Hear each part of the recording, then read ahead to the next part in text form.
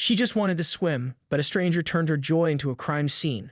All because she's different. The shrieks of children playing and the rhythmic splash of water against tiles filled the air at the Oakwood Community Pool on what should have been an ordinary Tuesday afternoon in July. For Elena Martinez, these summer swimming sessions with her daughter Sophia were sacred, small pockets of joy in their often challenging routine. At 14, Sophia moved with the awkward grace of someone whose body didn't always cooperate with her intentions, her cerebral palsy evident in her gait but never in her spirit.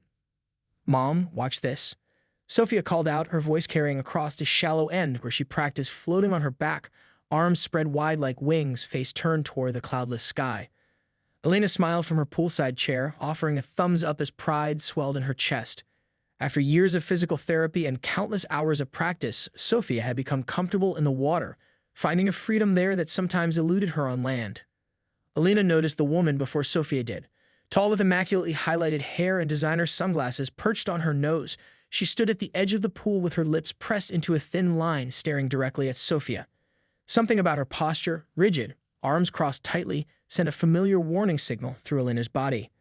"Excuse me," the woman called out, her voice cutting sharply through the ambient noise. "Your daughter needs to move. She's in the lap lane." Elena glanced at the pool markers. Sophia was floating in the general swim area, nowhere near the designated lap lanes. Before she could respond, Sophia had already begun paddling toward the edge of the pool. "I'm sorry," Sophie said, her words slightly slurred but perfectly understandable. "I didn't realize I was in the way." The woman's expression hardened. "You're not supposed to be flailing around like that. This isn't a special needs facility." The words landed like a physical blow. Elena was on her feet in an instant, her beach towel fallen forgotten to the concrete. "Excuse me, but my daughter isn't in the lap lane and she has every right to be here," Elena said, her voice steady despite the anger rising in her throat. The woman, whom Elena would later learn was Kathleen Winters, self-appointed president of the Oakwood Homeowners Association, turned her glare toward Elena. "I've been watching her for 15 minutes. She's disrupting everyone with her swimming method." Kathleen gestured vaguely towards Sophia, who had pulled herself to the pool's edge, her expression a mixture of confusion and embarrassment. "The rules clearly state that swimmers must maintain proper form in the pool." Several nearby parents had stopped their conversations, attention drawn to the escalating situation. Elena felt her cheeks burning, not from embarrassment, but from a slow-building rage. "Show me that rule," Elena challenged. "Because I've read every posting on that board, and there's nothing about proper form anywhere." Kathleen raised her chin. "Well, it's implied. And frankly, if your daughter can't swim properly, perhaps she should be in a more appropriate setting." Sophia had pulled herself out of the pool by now, water streaming from her purple one-piece swimsuit, her leg brace lying nearby on a towel. Her eyes were downcast, shoulders hunched, a posture Elena hadn't seen in months, not since they'd switched schools last year after similar incidents. "Mom, it's okay. We can go," Sophia whispered, reaching for her towel. "No, honey, it's not okay." Elena kept her voice gentle for her daughter but fixed Kathleen with a resolute stare. "We have just as much right to be here as anyone else." Kathleen's nostrils flared as she pulled out her phone. "Fine. If you won't leave voluntarily, I'll have to get someone with authority involved. This is a safety issue." "You're calling the police? On a 14-year-old girl swimming?" Elena couldn't keep the incredulity from her voice. "I'm calling whoever I need to call." Kathleen turned away, phone pressed to her ear, voice deliberately loud. "Yes, hello? I need to report a disturbance at the Oakwood Community Pool." Several families had begun to gather their belongings, casting uncomfortable glances toward the confrontation unfolding at the edge of the pool. Elena felt the familiar weight of unwanted attention, a burden she had carried countless times before when Sophia's disability became the focus rather than her humanity. "Mom, please, let's just go," Sophia pleaded, her voice barely audible as she wrapped her towel tightly around her shoulders like armor. Her wet hair clung to her face, partially hiding the tears welling in her eyes. Elena knelt beside her daughter, gently brushing the hair from Sophia's face. "No, honey, we're not leaving. Not like this." A tall, lanky teenager in red swim trunks approached them hesitantly. Marco, the afternoon lifeguard who had always greeted Sophia with a friendly wave, looked torn between his official duties and his obvious discomfort with the situation. "Mrs. Martinez, is everything okay?" he asked, shifting his weight nervously as Kathleen continued her animated phone conversation a few yards away. "No, Marco, it's not," Elena replied, keeping her voice calm but firm. "This woman is harassing my daughter and claiming she shouldn't be allowed to swim here because of how she moves in the water." Marco frowned, glancing between Elena and Kathleen. "I've been watching Sophia swim all summer. She follows all the safety rules. There's no problem with her being here." Kathleen ended her call with a triumphant tap on her screen and marched back toward them. The community safety officer is on his way, and I've texted the pool manager. This isn't personal, she added with a plastic smile that didn't reach her eyes. It's about maintaining standards. Standards, Elena echoed, her patience fraying. What standards exactly are you enforcing by humiliating a child? From the corner of her eye, Elena noticed an older woman in a floral swim cap approaching. Mrs. Chen, a retired physical education teacher who swam laps every afternoon, stepped between Elena and Kathleen with surprising agility for someone in her 70s. I couldn't help but overhear, Mrs. Chen said, her voice carrying the quiet authority of someone used to managing chaotic school gymnasiums. And I must say, I find this entire situation distressing. Kathleen straightened, clearly expecting an ally. Thank you. It's about time someone recognized the importance of proper. Not her. Mrs. Chen interrupted, pointing at Sophia. You. I've been swimming here for 15 years, and I've never seen anyone harass a child like this. A small crowd had formed now, with Marco awkwardly trying to maintain his lifeguard duties while clearly listening to every word. Elena felt Sophia's hand slip into hers, squeezing tightly. This isn't harassment, Kathleen insisted, her voice rising an octave. This is about rules and expectations. That girl was disrupting other swimmers. That girl has a name, Elena said, her patience finally snapping. Her name is Sophia. She's 14 years old, she loves science fiction novels and painting, and she happens to have cerebral palsy. And no, she wasn't disrupting anyone until you decided to make a scene. A murmur rippled through the onlookers. Elena noticed several parents nodding in agreement, though most remained silent bystanders. I swim here 3 times a week. A man in his 40s spoke up from the edge of the gathering. My kids take lessons here. We've never been bothered by anyone's swimming style. Kathleen's face flushed red as she realized the tide of public opinion was turning against her. Well, I've already called, so we'll let the authorities sort this out. As if on cue, a golf cart with Oakwood Community Security emblazoned on its side pulled up to the pool gate. Officer Reynolds, a retired police officer who patrolled the community, stepped through the gate with a clipboard in hand, his expression neutral but attentive. What seems to be the problem here? He asked, eyes scanning the unusual gathering. Kathleen stepped forward immediately. Officer Reynolds, thank you for coming so quickly. I reported a disturbance. This individual, she gestured towards Sophia, who shrank visibly under the attention, has been swimming erratically and refusing to follow proper protocol. When asked to stop, her mother became confrontational.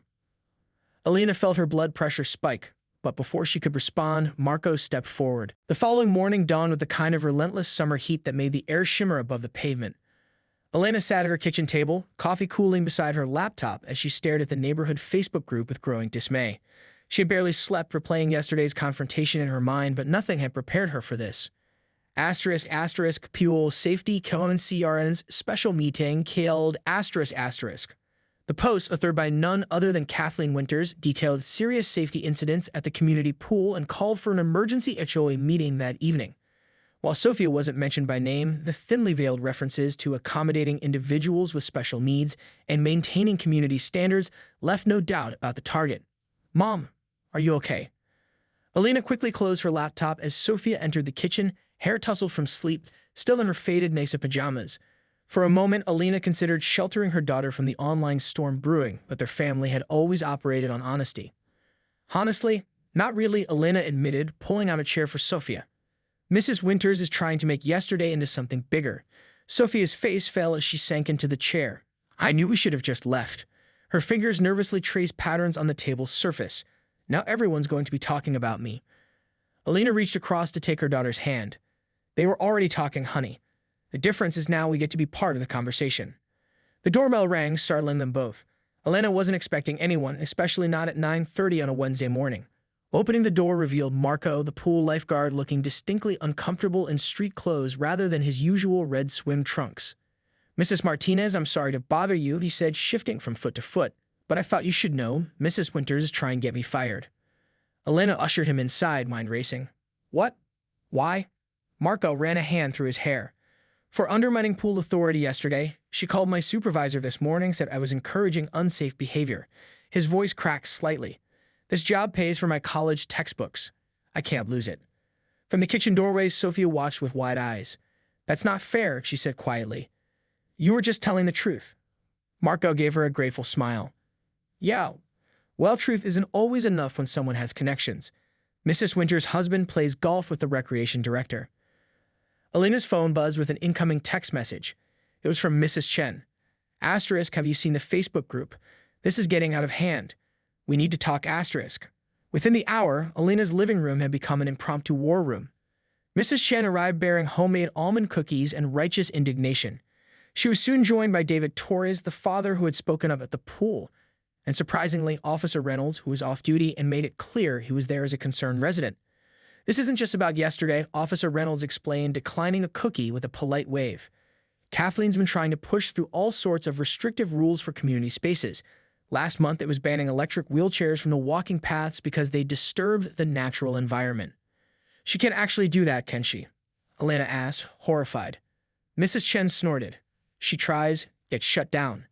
Finds a new target. She patted Sophia's hand. Unfortunately, this time she picked you, dear.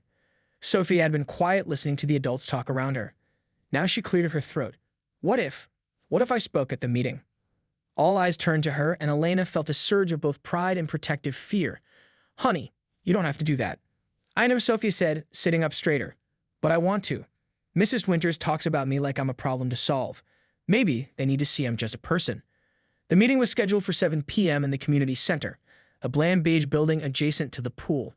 As Elena and Sophia approached, Elena was shocked by the number of cars in the parking lot. Word had spread beyond the Facebook post, it seemed. Inside, the room was already crowded, folding chairs arranged in rows facing a long table where Kathleen sat with 4 other HOA board members.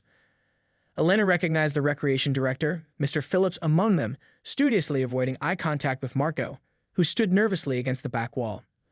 Quite a turnout, Mrs. Chen murmured, appearing at Elena's side. Seems we're not the only ones concerned about community standards. Elena guided Sophia to seats in the second row, acutely aware of the stares and whispers following them.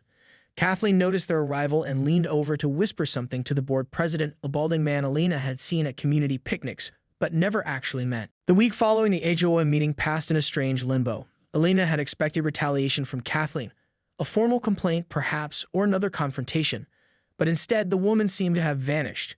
Her usual lounge chair at the pool remained empty, her vocal presence missing from community social media.